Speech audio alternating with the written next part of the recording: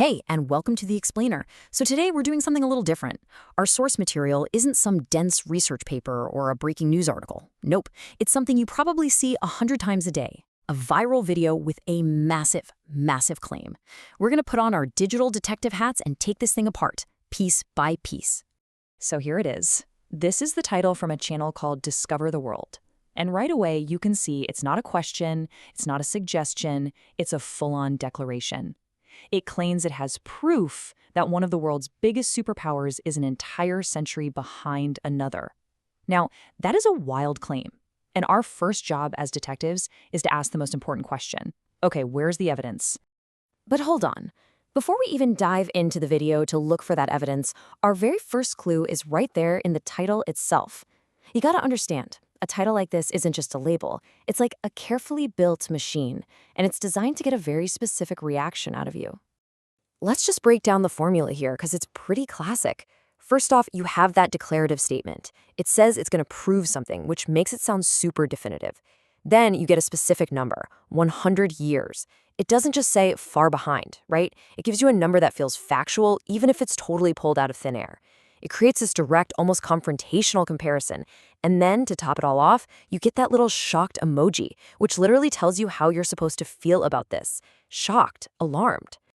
So let's just pause here for a second and ask the obvious question. What's the real goal of a title built like this? Is it to calmly present you with nuanced information, or is it to trigger a really strong emotion? Pride, anger, maybe just intense curiosity, and most importantly, to get that click? The headline alone is a huge, huge clue. Okay, let's keep going. The next set of clues aren't in the words at all. They're in the numbers you see all around the video. This is what people call social proof. It's that powerful psychological idea that if a whole bunch of other people are watching something, well, it must be important. It must be true. First up, the view count. More than 372,000. When we see a number that big, our brain just automatically thinks, whoa, that many people watch this? I guess I should probably pay attention. It instantly makes the claim feel more legitimate. And then you have the likes, almost 4,000 of them. This is just another layer of validation, isn't it? It's a signal to anyone new who lands on the page that, hey, thousands of people before you watched this and they approved. And okay, this is the big one. The channel has nearly 2 million subscribers. A number like that, it just screams authority. You think to yourself, a channel this popular has to be credible, right? They wouldn't have that many followers if they were just putting out junk.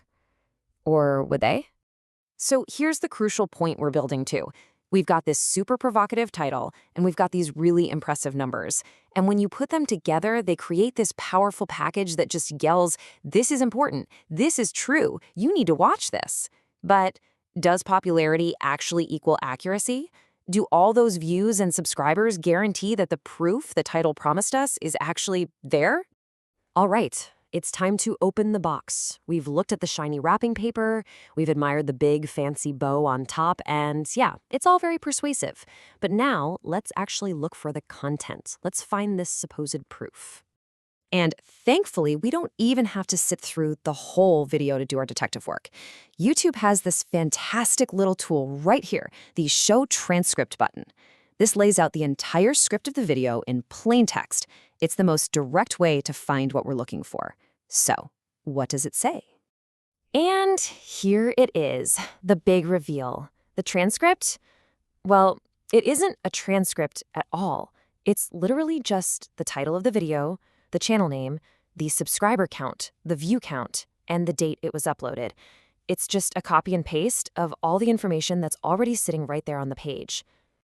And this, right here, this is the heart of the whole thing. The video itself, or at least the transcript for it, is completely, totally empty. There are no projects listed, there's no data, there's no argument. The central promise that was made in that big, bold title, it's just missing. This is a textbook case of something researchers call context collapse. The story isn't actually in the video. The story is the page itself. The title, the views, the likes, the subscribers, all of that packaging has become way more powerful and meaningful than the actual content it's supposed to be about, especially when, like in this case, the content is basically an empty shell. So if the video itself is a dead end, where do we look next? Well, our last set of clues comes from the company it keeps. Let's take a look at what the YouTube algorithm wants us to watch next. This tells us a ton about the digital ecosystem that this video lives and breathes in. Just look at the pattern here in recommended videos. The narratives are always extreme. You've got futuristic engineering that's designed to create awe. You've got rules that'll scare you for fear. You've got shocking the US for pure alarm and conflict. The most extreme market, right? It's all about making a culture seem exotic and strange. The pattern is crystal clear. You see, this video doesn't just exist on its own. It lives in this algorithmic neighborhood that actively rewards sensationalism, conflict, and really strong emotional reactions. The goal isn't really to inform you, it's to keep you clicking from one shocking video to the next. The content is literally designed to fit right into that ecosystem. So what's the big takeaway here? We've basically just built ourselves a simple 4-step digital detective kit. First, you analyze the title. Look for those emotional trigger words. Second, question the numbers. Remember, popularity is not proof. Third, and this is the most important one, always try to find the primary source, the actual substance.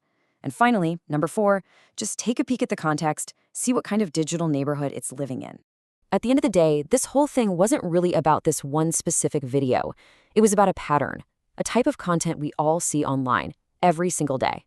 The packaging is often telling a much more dramatic story than the actual product inside. So I'll just leave you with this one final question. The next time a shocking headline like this pops up on your screen, are you going to reflexively click, or are you going to take just a moment and investigate?